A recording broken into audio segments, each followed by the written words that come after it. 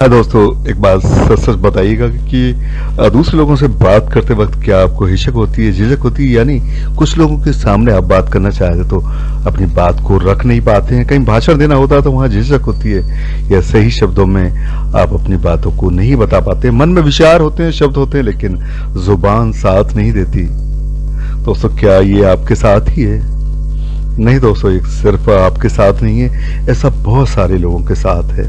और इसका नुकसान ये होता है कि हमेशा जिंदगी में अपनी बात रखनी पड़ती है और आप अपनी बात रख नहीं पाते हैं। कुछ आपके अनुभव होते हैं, कुछ ज्ञान होता है, कुछ वृत्तांत होता है और आप उसे बयान नहीं कर पाते। आप अपनी बात को कह नहीं पाते, आपका कोई पक्ष होता है, अपनी बात को रख नहीं पाते, शब्द काम नहीं करते, जुबान काम नहीं करती। और सबसे बड़ी बात है कि हर आदमी की अपनी पर्सनालिटी होती है, मौलिक रूप से वो कुछ होता। आप किसी व्यक्ति के साथ कितने वक्त क्यों ना रहे हो, लेकिन उसके बारे में तब तक नहीं जान पाएंगे जब तक वो खुद अपने को ना बताए, प्रदर्शित ना करे, अपने आप को शो ना करे। भाषण द्वारा या लेखन द्वारा ही आदमी अपने विचारों को, जो उसके मौलिक विचार होते हैं, उन्हें प्रकट कर पाता है, तभी लोग उसके बारे में जान पाते हैं। वरना तो आदमी सामने वाले के हिसाब से परिस्थिति के अनुसार व्यवहार और आचरण करता है। क्या इससे मुक्ति पाई जा सकती है? यानी कि इसमें इम्प्रूवमेंट किया जा सकता है, इसी हिचक और झिझक में। और ये जो दूसरे लोगों के सामने अपनी बातों को ना कहने वाली जो बात है, उसमें शब्द नहीं आते और जुबान काम नहीं करती, तो क्या आप भाषण दे सकते हैं, दूसरे लोगों के सामने अपनी बात को रख सकते हैं? क्या इसमें इम्प्रूवमेंट कर सकते हैं? देखिए, मेरा कहना यह है कि आप एक शब्द भी दूसरे लोगों के सामने अगर नहीं बोल पाते हो, तब भी आप जो है अपनी बात रखने को और भाषण देने के काबिल हो जाएंगे। कुछ टिप्स मैं देता हूँ। देखिए, मैं बात शुरू करता हूँ संगीत से इसलिए क्योंकि संगीत और जो बोलना है, जो भाषण देना है, दूसरों के सामने कहना, मिलती जुलती बात है। जुबान से दोनों चीज है। गायकी जुबान से होती है और कान से सुनी जाती है, लेकिन दोनों का लहजा अलग होता है। अच्छा भाषण देने वाला अच्छा गायक हो जरूरी नहीं, और अच्छा भाषण देने वाला अच्छा गायक हो जरूरी नहीं है। दोनों अलग अलग विधाएं, लेकिन समानता ये है कि दोनों में लय होती है, सुर होते हैं। संगीत में क्या होता है, अगर हम गायकी की बात करें तो संगीत में होता यह है कि जो संगीतकार होते हैं एक अच्छी धुन तैयार करते हैं और फिर कवि या शायर या गीतकार जो होते हैं उसमें शब्द रचना करते हैं। कभी कभी ये होता है कि कुछ शब्द, कुछ रचना होती है जिनमें बाद में संगीत बनाया जाता है। दोनों स्थिति होती है कि चाहे शब्दों में संगीत प्रो है या संगीत में शब्द प्रो है। इसके बाद जब गीत तैयार हो जाता है तो एक अच्छे गायक से, उसकी आवाज से, वो खुद गायकी का उस फन का मास्टर होता है, अपना सुर देता है, अपनी आवाज देता है और एक खूबसूरत गीत बन जाता है। ऐसा कभी कभी कि हमेशा के लिए अमर हो जाए।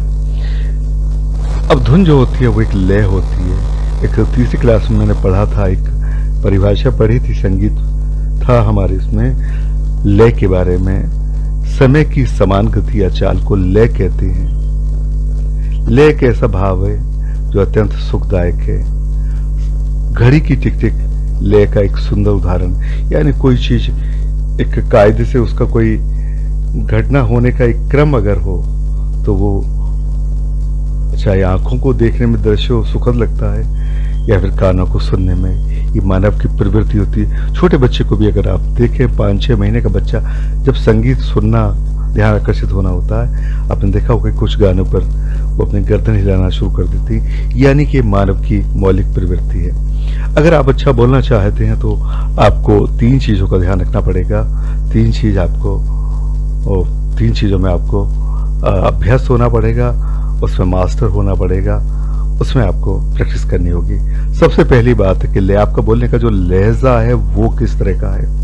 अब देखिए, आपका जो भी लहजा हो उसे आप उसे इम्प्रूव कर सकते हैं, और वरना तो आप किसी दूसरे व्यक्ति से आप नेट पर जाइए, कोई अच्छा भाषण देने वाला हो, उसकी आवाज आपको पसंद आए, उसका बोलने का लहजा पसंद आए, उसे आप कॉपी कर सकते हैं या उसका अनुकरण कर सकते हैं। ऐसे ही होता है गायकी में भी। पुराने गीत जो लोग गाते हैं, जो पूर्व में गाए हों दूसरे सिंगर्स के, उनसे अभ्यास करते हैं, फिर अपनी खुद की जो विधा है उसे बढ़ाते, अपना लहजा बढ़ाते, अपनी शैली विकसित करते हैं। इसमें कोई बुराई नहीं है, गलत नहीं है, कोई सीख के नहीं आया। सारी चीज समाज से, दूसरे लोगों से ही मिलती हैं। आप उसके फिर अभ्यास कीजिए, उसे कानों में बसा लीजिए लहजे को।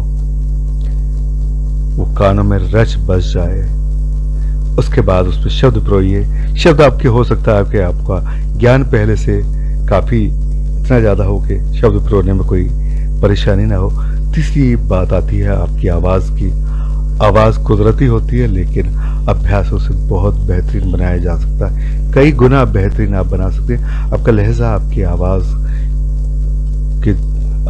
आवाज में अगर कमी भी है उसे सुधार देगा, और अगर आपकी खूबसूरत आवाज है तो उस पर चार चांद लगा देगा। तो तीन चीजों की आपको प्रैक्टिस करनी है। मैं चाहूंगा कि आप जो लहजा आपने चुना है उस लहजे में आप सुबह आधा घंटा, कम से कम आधा घंटा अखबार को पढ़ें। एक तो अखबार लगभग सभी लोग पढ़ते हैं, तो आपका अभ्यास जो आपको अलग से उसमें वक्त नहीं देना पड़ेगा। सिर्फ आपको बोल बोल के अखबार को ऊपर से नीचे तक पढ़ना है। लहजा वो होना चाहिए जो आपने चुना है। उसमें आपकी तीनों चीजों की प्रैक्टिस होगी। आपकी पढ़ने की प्रैक्टिस होगी, आपका ज्ञान बढ़ेगा, आपके सही शब्द जो आमतौर पर इस्तेमाल किए जाते हैं उनका उच्चारण आप बहुत सही तरीके से कर लेंगे, उसका अभ्यास कर लेंगे। आपका ध्यान भी आकर्षित होगा। आपकी शुरू में आपने देखा होगा अगर आपको अभ्यास नहीं होगा तो उच्चारण में दिक्कत आएगी, आप बीच में अटकेंगे, लेकिन करीब 10 दिन बाद आप में परिवर्तन होना शुरू हो जाएगा। करीब 20 दिन में काफी अंतर होगा। 1 महीने में आप अच्छे में आ जाएंगे और 3 महीने में आप मास्टर होने की तरफ बढ़ जाएंगे। सिर्फ यही उपाय है, अभ्यास अभ्यास अभ्यास अभ्यास। इसी बीच आप ऐसा कर सकते हैं कि अच्छा भाषण देने के लिए किसी खास विषय में आप निपुणता चाहते हैं, उससे संबंधित लेख, आर्टिकल और कहीं कोई भाषण हो, उन्हें जरूर सुन लीजिए। उससे संबंधित सभी शब्द आपके जुबान में आ जाने चाहिए, यानी उनका उच्चारण आपके द्वारा कर लिया गया हो, यह अभ्यास हो जाना चाहिए। जब आप ये करेंगे तो आपका कॉन्फिडेंस बढ़ेगा। आप में अगर कॉन्फिडेंस नहीं होता, जो कि आपको पता नहीं होता है कि आपको कौन से शब्दों का चयन करना है, तो आपका शरीर आपका साथ नहीं देता है। आपको अगर कोई बचपन की कविता याद है, या आपको कोई टेबल याद है यानी पहाड़ा याद है, या कोई ABCD याद है, लाखों की भीड़ अगर हो आपसे कहा जाए तो आपको कॉन्फिडेंस, आपके शरीर को, जुबान को, दिमाग को कॉन्फिडेंस होता है कि आप उसे सुना देंगे, तो आप उनके सामने भी ना के बराबर घबराएंगे। लेकिन भाषण देने को कहा जाए, कुछ बात कहने को, तो चूंकि कॉन्फिडेंस नहीं होता, शब्दों को आपको अकाल होता, कमी होती है, या जुबान और दिमाग का कॉम्बिनेशन, उनका जो तालमेल है वो नहीं होता है, इस कारण से दिक्कत होती है। जब आप अच्छी तरह अभ्यास कर लेते हैं तो जो भी आप शब्द बोलेंगे या अगला शब्द आने वाला होगा, आपका दिमाग उस जुबान पे पहले उस शब्द को ले आएगा। यही कला है। बहुत सारे लोग इतना अच्छा भाषण देते हैं, आप भी दे सकते हैं, अच्छे वक्ता बन सकते हैं। मैं आपको विश्वास दिलाता हूं कि आप कितना भी पब्लिक के सामने हिचकने वाले हों, झिझक आप में हो, आप कोई एक दो शब्द नहीं बोल पाते हो, लेकिन आप निश्चित रूप से अच्छा बोल पाएंगे।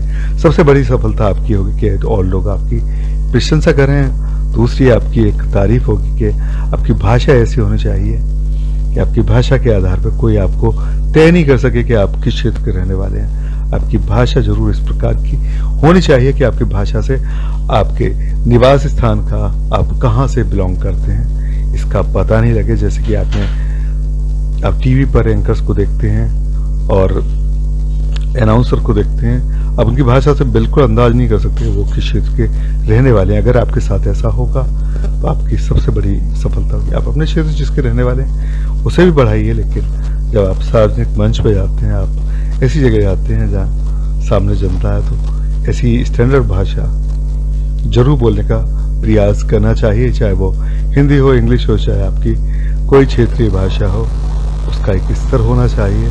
तभी आपकी भाषा की खूबसूरती बढ़ेगी और दूसरे लोगों पर भी असर पड़ेगा।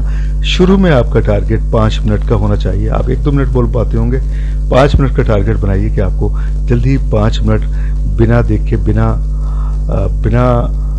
पढ़े आप 5 मिनट बोल सके, और इसे 15 मिनट तक ले जाइए। शुरू में आप मदद के लिए अपने नोट्स रख सकते हैं, लेकिन बोलना आपको बाद में। अगर आप 15 मिनट बोल सकते हैं तो फिर आप आधा घंटा ही बोल सकते हैं, 1 घंटा ही बोल सकते हैं, आप जितना चाहे बढ़ा सकते हैं। इस अभ्यास से सबसे बड़ी बात होगी कि आपका उच्चारण साफ होगा। दूसरी बात यह है कि आपका गला सूखेगा नहीं, आपको बार बार पानी नहीं पीना पड़ेगा, और बात करते करते आपकी आवाज और आपकी शैली बदलेगी नहीं। इसका अभ्यास करते रहिएगा। आप अभ्यास करेंगे तो ये सारी कामयाबी होगी। सभी को मैं सुझाव दूंगा कि आप इस चीज को करें, क्योंकि जिंदगी में अपने को प्रदर्शित करना एक बहुत बड़ी कला है। आपकी पर्सनालिटी, आपके करियर में ये चीज आपको मदद करेगी, आपको दूसरों से अलग करेगी या दूसरों में शामिल करेगी। आप अलग थलग नहीं होंगे, आप सभी लोगों में शामिल हो जाएंगे।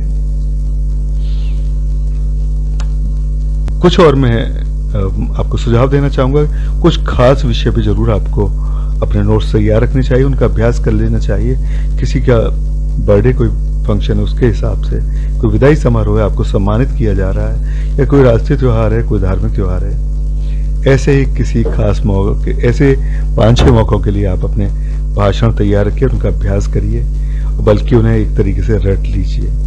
जब भी जरूरत पड़े और कहीं ऐसा कोई समारोह आपको कहा जाए तो आप एकदम जाएं वहां पर और धाराप्रवाह आकर्षक ढंग से अपने विचारों को प्रस्तुत कर सकें।